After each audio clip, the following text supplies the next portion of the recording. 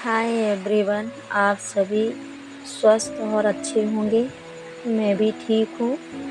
आगे स्टोरी का नाम रूहानी इश्क, एपिसोड 4, आग का पहला आलिंगन।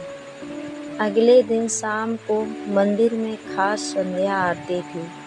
पूरा शहर वहाँ इकट्ठा हुआ था। दीपक की रोशनी, ढोल नगाड़ों की थाप, अगरबत्ती की खुशबू, पूरा वातावरण भक्ति से सराबोर था। आरोही भी आई थी, सुनहरी साड़ी में, माथे पर बड़ी सी बिंदी, कानों में झुमके। मायरा भी आई, नीली ड्रेस में, खुले बाल और आंखों में वही चमक। दोनों की नजरें जैसे ही मिले, मानो भीड़ गायब हो गई, सब थम सा गया हो। बस एक दूसरे की आंखों में तैरते हुए सवाल और अनकहे जवाब। आरती खत्म होने के बाद लोग बाहर निकलने लगे। मायरा ने इशारे से आरोही को मंदिर के पिछवाड़े आने को कहा। वहाँ अंधेरा था, बस चांद की हल्की रोशनी और पेड़ों से छनती हवा। दोनों आमने सामने खड़ी हो गई। आरोही घबराकर बोली, मायरा, ये सही नहीं है, लोग हमें ढूंढेंगे। मायरा उसके करीब होकर कहती है, मुझे किसी की परवाह नहीं, मेरा सिर्फ दिल तुम्हें चाहता है। उसने अचानक आरोही का हाथ थामकर उसे अपनी ओर खींच लिया। आरोही मायरा की बाहों में सिमट गई। इस बार आलिंगन मासूम नहीं था, उसमें प्यास थी, बेचैनी थी, एक अजीब सी आग थी। मायरा ने उसकी कमर को कसकर पकड़ा। उसकी उंगलियां साड़ी की सिलवटों से होते हुए आरोही की पीठ पर फिरने लगी। आरोही का शरीर कांप गया। उसने आंखें बंद कर लीं।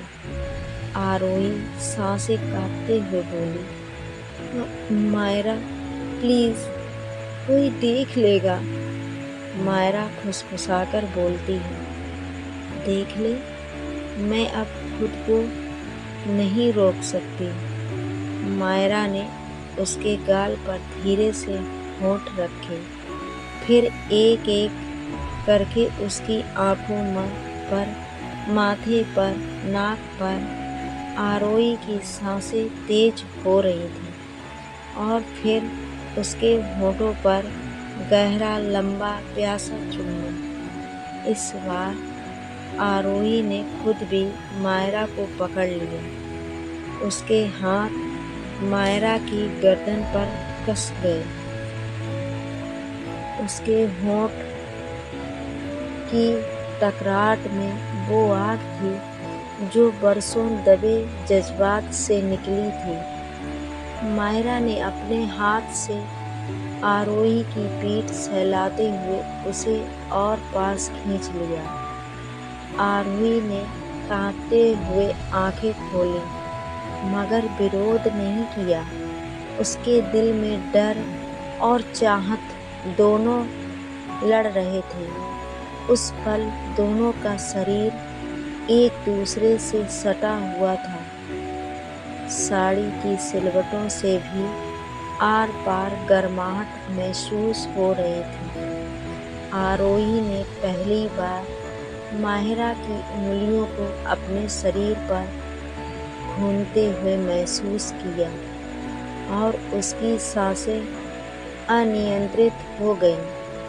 कुछ ही देर में मंदिर के आंगन से लोगों की आवाजें आने लगीं। आरोही घबराकर पीछे हटी और घबराकर बोली, हमें जाना चाहिए, कोई देख लेगा तो। मायरा आंखों में प्यास लिए कहती है, ठीक है, पर एक बात याद रखना आरोही, अब मैं तुम्हें कभी दूर नहीं जाने दूंगी। आरोही ने कुछ नहीं कहा। उसकी आंखों में डर था, मगर होठों पर वही अधूरा चुम्बन अब भी जल रहा था। उस रात आरोही बार बार जागती रही। उसकी आंखों में मायरा की आवाज गूंज रही थी। उसके होठों पर अब भी मायरा का चुम्बन था। उसने खुद को आईने में देखा। गाल अब भी लाल थे, होंठ कांप रहे थे। उसका दिल कह रहा था, अब मैं खुद को और नहीं रोक पाऊंगी। अब देखते हैं आगे क्या होता है। Bye bye.